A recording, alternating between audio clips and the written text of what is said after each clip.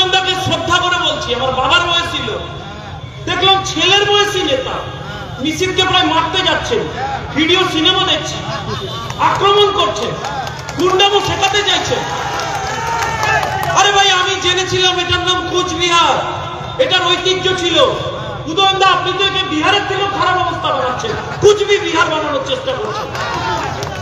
আপনি একটা কাজ করুন উদয়নদা, আপনার এলাকায় দাঁড়িয়ে বলে যাচ্ছি, আপনার এলাকায় দাঁড়িয়ে বলে যাচ্ছি, আমরা নিশীথ প্রামাণিকের দল করি, আমরা নরেন্দ্র মোদীর দল করি। আপনাকে ঘড়ি দিয়ে যাচ্ছি, টাইম আর স্পেস, কখন আসতে হবে আর কোথায় আসতে হবে বলে দেবেন। আপনার গুন্ডা বাহিনী দাঁড় করিয়ে রাখবেন, বুক খুলে দেবো, গুলি শেষ হয়ে যাবে, আটকাতে পারবেন।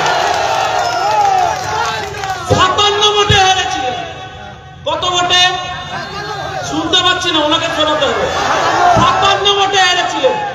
ম্যাজিক, কি বড় ম্যাজিশিয়ান, 1,64,000 ভোটে জিতেছেন। আপনি তো শিল্পী মশাই। একজন দাদা আসছিলাম, ওইখানে দাঁড়িয়ে দোকানে পান খেতে নেমেছে লোকে, আমি বললাম একটু জল খাবার, অনেক দূর থেকে এসেছি। বললাম কেমন আছেন? বললো উদয়ন বাবুর রাজত্বে ভালো আছি, কিন্তু 45,000 টাকা দিয়েছিলাম বাড়ি হবে বলে, আবাসনের মালটা এখনো পেলাম না। উদয়ন বাবু আর বুঝতে পারছেন।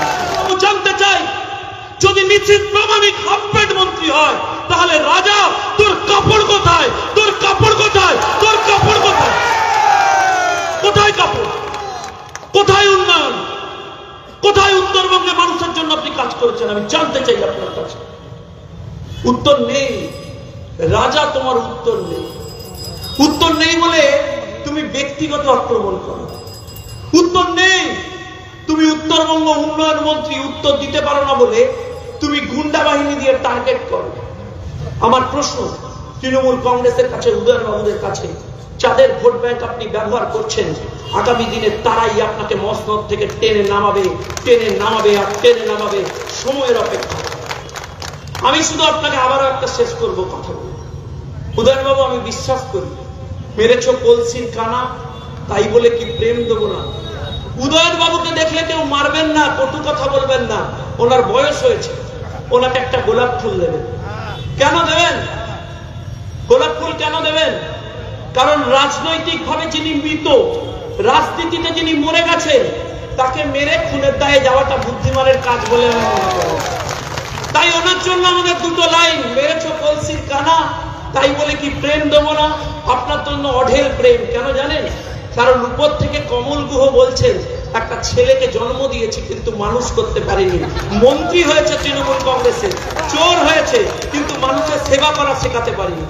আপনারা জেনে রেখে দিন, আজকে আপনাদের দিনহাটার বুকে কথা দিয়ে যাচ্ছি, যদি ভারতীয় জনতা পার্টিতে থাকি লড়াইয়ে, আর যদি বেঁচে থাকি, তৃণমূল কংগ্রেস থেকে লাফিয়ে উদয়ন গুহ, তৃণমূল সিপিএম থেকে লাফিয়ে, ফরওয়ার্ড ব্লক থেকে লাফিয়ে উদয়ন গুহ তৃণমূল কংগ্রেসে ঢুকতে পারেন, কিন্তু কোনদিন তিনি আগামী দিনে ভারতীয় জনতা পার্টিতে ঢুকতে পারবেন না, ঢুকতে পারবেন না, বা ঢুকতে পারবেন না। তিনি জেলে ঢুকতে পারবেন। তৈরি থাকুন, কাউন্টডাউন শুরু করুন, সময়ের অপেক্ষা।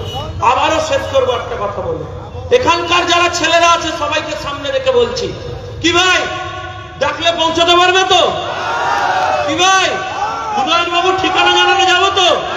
উদয়ন দা, আপনার এলাকায় বলে যাচ্ছি, 48 ঘন্টা মিটিং করে ডেট আর স্পেসটা জানিয়ে দেবেন। শঙ্কুদেব পণ্ডা অস্ত্র শস্ত্র কিছু নেবে না, শুধু ভারতীয় জনতা পার্টির যুব কর্মীদের নিয়ে দাঁড়িয়ে থাকবে, বুক পেতে দেবে, গুলি শেষ হয়ে যাবে, দল শেষ হবে না, আপনার তৃণমূল শেষ হয়ে যাবে, ক্ষমতা শেষ হয়ে যাবে, বাংলা শেষ হবে না, দিনহাটা শেষ হবে না, মানুষ শেষ হবে না। ভারত মাতা কি।